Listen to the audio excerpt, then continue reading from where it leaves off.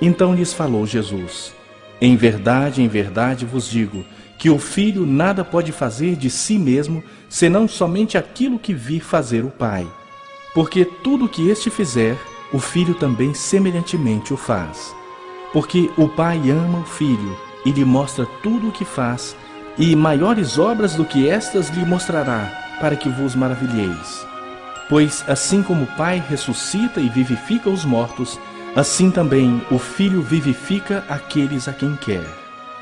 E o Pai a ninguém julga, mas ao Filho confiou todo o julgamento, a fim de que todos honrem o Filho do modo por que honram o Pai.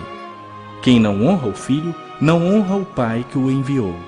Em verdade vos digo, quem ouve a minha palavra e crê naquele que me enviou, tem a vida eterna. Não entra em juízo, mas passou da morte para a vida. Em verdade vos digo, que vem a hora e já chegou, em que os mortos ouvirão a voz do Filho de Deus, e os que a ouvirem viverão. Porque assim como o Pai tem vida em si mesmo, também concedeu ao Filho ter vida em si mesmo. E lhe deu autoridade para julgar, porque é o Filho do homem. Não vos maravilheis disto, porque vem a hora em que todos os que se acham nos túmulos ouvirão a sua voz e sairão. Os que tiverem feito o bem para a ressurreição da vida, e os que tiverem praticado o mal para a ressurreição do juízo. Eu nada posso fazer de mim mesmo. Na forma por que ouço, julgo. O meu juízo é justo, porque não procuro a minha própria vontade, e sim a daquele que me enviou. Se eu testifico a respeito de mim mesmo, o meu testemunho não é verdadeiro. Outro é o que testifica a meu respeito, e sei que é verdadeiro o testemunho que ele dá de mim. Mandastes mensageiros a João, e ele deu testemunho da verdade. Eu, porém, não aceito humano testemunho. Digo-vos, entretanto, estas coisas, para que sejais salvos. Ele era a lâmpada que ardia e alumiava, e vós quisestes por algum tempo alegrar-vos com a sua luz. Mas eu tenho maior testemunho do que o de João, porque as obras que o Pai me confiou para que eu as realizasse, essas que eu faço testemunham a meu respeito de que o Pai me enviou. O Pai que me enviou, esse mesmo é o que tem dado testemunho de mim. Jamais tendes ouvido a sua voz, nem visto a sua forma. Também não tendes a sua palavra permanente em vós, porque não credes naquele a quem ele enviou. Examinais as Escrituras, porque julgais ter nelas a vida eterna, e são elas mesmas que testificam de mim. Contudo, não quereis vir a mim para terdes vida. Eu não aceito a glória que vem dos homens. Sei, entretanto, que não tendes em vós o amor de Deus. Eu vim em nome de meu Pai, e não me recebeis. Se outro vier em seu próprio nome, certamente o recebereis. Como podeis crer, vós os que aceitais glória uns dos outros, e contudo não procurais a glória que vem do Deus único? Não penseis que eu vos acusarei perante o Pai. Quem vos acusa é Moisés, em quem tendes firmado a vossa confiança. Porque se de fato cresseis em Moisés, também creríeis em mim, porquanto ele escreveu a meu respeito. Se, porém, não credes nos seus escritos, como crereis nas minhas palavras?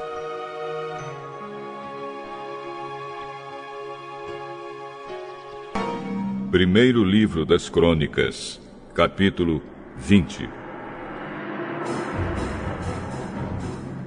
Na primavera seguinte, na época do ano em que os reis costumam sair para a guerra, Joabe saiu com seu exército e invadiu o país de Amon.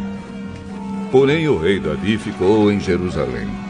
O exército israelita cercou, atacou e destruiu a cidade de Rabá. Moloque, o ídolo dos amonitas, tinha uma coroa que pesava mais ou menos 34 quilos. A coroa era de ouro, e nela havia uma pedra preciosa, que Davi tirou e colocou na sua própria coroa. Davi levou também de Rabá muitas coisas de valor. Ele fez o povo sair da cidade e o obrigou a trabalhar com serras, enxadas e machados. Fez o mesmo em todas as outras cidades de Amon. Então Davi e os seus soldados voltaram para Jerusalém.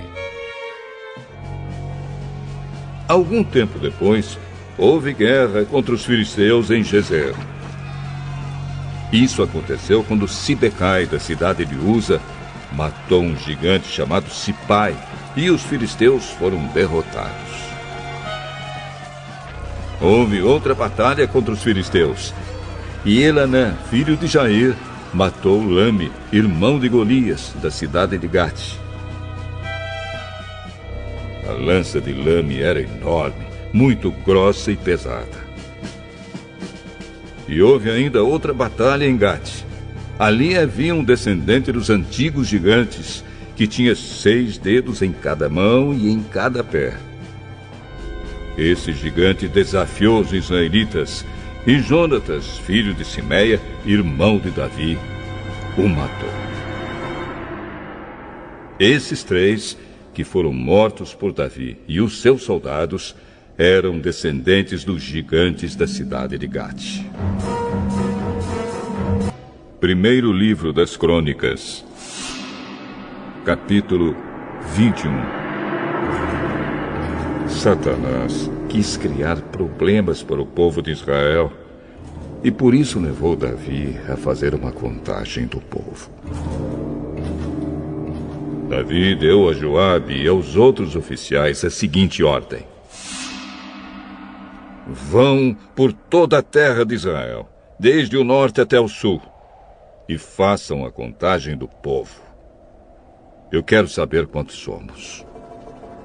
Mas Joabe respondeu: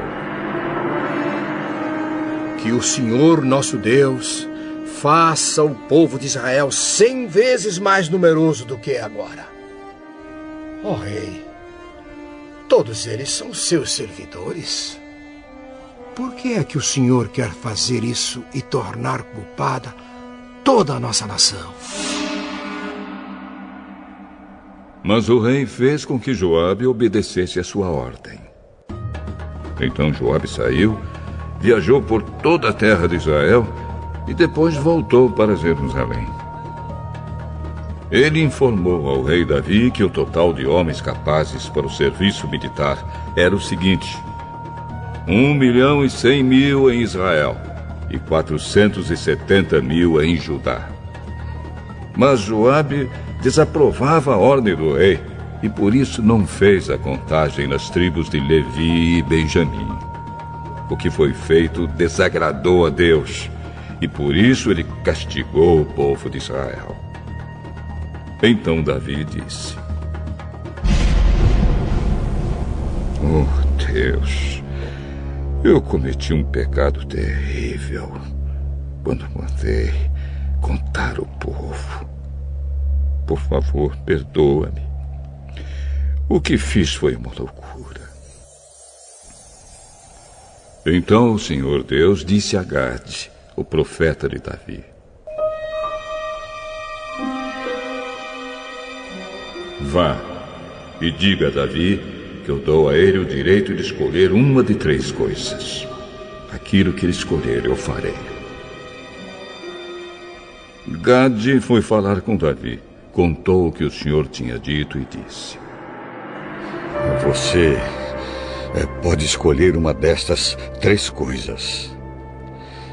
3 anos de fome, 3 meses fugindo dos exércitos dos seus inimigos, ou 3 dias nos quais o Senhor atacará você com a espada dele, mandando peste para a terra de Israel e usando o seu anjo para trazer a morte por todo o país.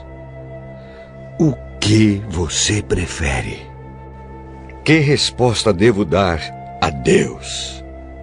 Davi respondeu: estou desesperado, porém não quero ser castigado por homens. Que o próprio Senhor me castigue, porque Ele é misericordioso. Então Deus mandou que uma peste caísse sobre o povo de Israel, e morreram 70.000 israelitas. Depois mandou um anjo para destruir a cidade de Jerusalém. Mas mudou de ideia e disse ao anjo: pare, já chega.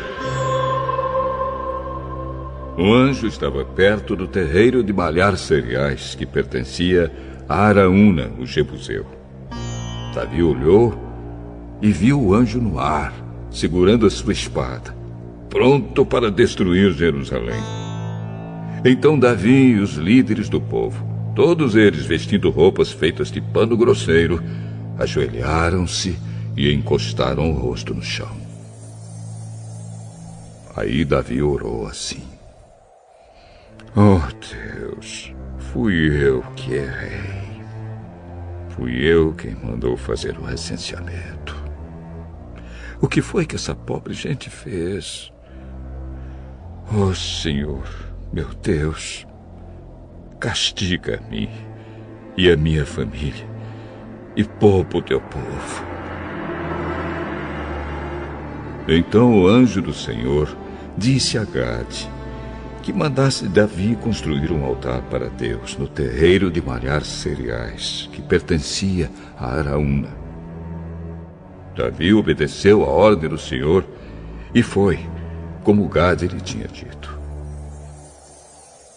Ali, no terreiro, Araúna e os seus 4 filhos estavam malhando trigo. Quando viram o anjo, os filhos fugiram e se esconderam. Ao ver Davi chegando, Araúna saiu do terreiro, ajoelhou-se e encostou o rosto no chão. Então Davi lhe disse: quero que você me venda o seu terreiro de malhar cereais, a fim de que eu construa nele um altar para Deus, o Senhor, e assim a peste acabe. Eu pagarei um preço justo por ele. Senhor, pegue tudo o que quiser e ofereça a Deus. Aqui estão os bois para serem queimados como oferta no altar, e aqui as cangas deles. E também as tábuas de debulhar cereais para serem usadas como lenha. Isso não. Eu pagarei o preço justo. Não vou dar como oferta ao Senhor coisas que são de você, coisas que não me custaram nada. E pagou a Araúna quase 7 quilos de ouro pelo terreiro. Então construiu ali um altar para Deus e ofereceu sacrifícios que foram completamente queimados e ofertas de paz. Ele orou e Deus respondeu, mandando fogo do céu para queimar os sacrifícios que estavam no altar. O Senhor Deus mandou que o anjo colocasse a sua espada na bainha, e ele obedeceu. Naquele instante, Davi entendeu que Deus havia respondido à sua oração, e por isso ofereceu sacrifícios no altar do terreiro de malhar cereais. Naquele tempo, a tenda da presença de Deus, que Moisés havia feito no deserto, e o altar onde os sacrifícios eram queimados, ainda estavam no lugar de adoração que ficava em Gibeão. Mas Davi não podia ir até lá para adorar a Deus, porque estava com medo da espada do anjo do Senhor. Zacarias, capítulo 8. O Senhor Todo-Poderoso falou comigo e disse: eu tenho um grande amor por Jerusalém, um amor que me faz ficar irado contra os seus inimigos. Eu voltarei para Jerusalém e ali morarei. Então Jerusalém será chamada de cidade fiel, e o monte do Senhor Todo-Poderoso será chamado de Monte Santo. Mais uma vez, os velhinhos e as velhinhas, com as suas bengalas na mão, vão se sentar nas praças de Jerusalém. E as praças ficarão cheias de meninos e meninas brincando. Isso pode parecer impossível aos que voltaram do cativeiro na Babilônia, mas não é impossível para mim, o Senhor Todo-Poderoso. Vou salvar o meu povo. Eu os tirarei dos países do leste e do oeste, para onde foram levados como prisioneiros, e os trarei de volta para Jerusalém, onde ficarão morando. Eles serão o meu povo, e eu serei o seu Deus, e os governarei com justiça e fidelidade.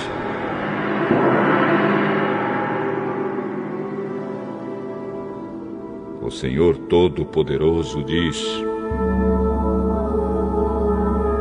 portanto, tenham coragem, todos os que estão ouvindo agora o mesmo que os profetas disseram quando se começou a reconstrução do templo do Senhor Todo-Poderoso e foram colocados os seus alicerces.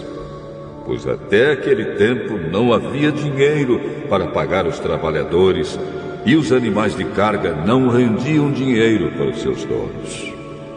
Havia tantos inimigos que ninguém vivia seguro, pois eu fiz com que todos fossem inimigos uns dos outros. Mas eu, o Senhor Todo-Poderoso, prometo que agora não vou tratar os que restam deste povo como fiz no passado. Eles semearão as suas terras em paz. As parreiras darão uvas, a terra dará boas colheitas, e cairá a chuva do céu. Darei tudo isso aos que restarem do meu povo. Moradores de Judá e de Israel.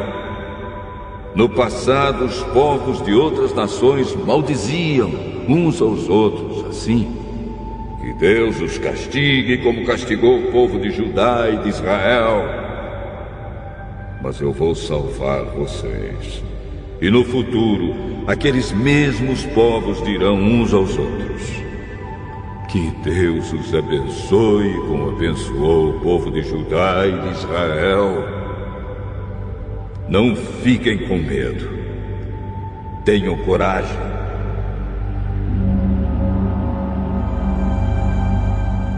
O Senhor Todo-Poderoso diz ao povo: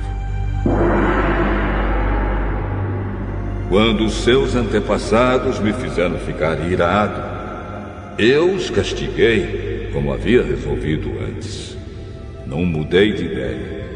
E agora resolvi abençoar o povo de Jerusalém e de Judá, e não vou mudar de ideia. Portanto, não fiquem com medo. São estas as coisas que vocês devem fazer. Digam todos a verdade uns aos outros e decidam com justiça os casos nos tribunais, a fim de que haja paz. Porém, não façam planos para prejudicar uns aos outros e não jurem falso, pois eu, o Senhor, odeio tudo isso. O Senhor Todo-Poderoso falou comigo e disse: os jejuns do 4º, 5º, 7º e 10º meses de cada ano vão virar dias de alegria, de festa para o povo de Judá. Portanto, amem a verdade e a paz. O Senhor Todo-Poderoso diz: vai chegar o dia em que moradores de muitas cidades virão até Jerusalém. Os moradores de uma cidade dirão aos de outra cidade: nós vamos adorar o Senhor Todo-Poderoso e pedir que Ele nos abençoe. E os outros responderão: pois nós vamos com vocês. Muitos povos e nações poderosas virão a Jerusalém para adorar o Senhor Todo-Poderoso e pedirem que Ele os abençoe. Naqueles dias, 10 estrangeiros irão agarrar um judeu para lhe dizer: nós queremos seguir a sua religião, pois ouvimos dizer que Deus está com vocês.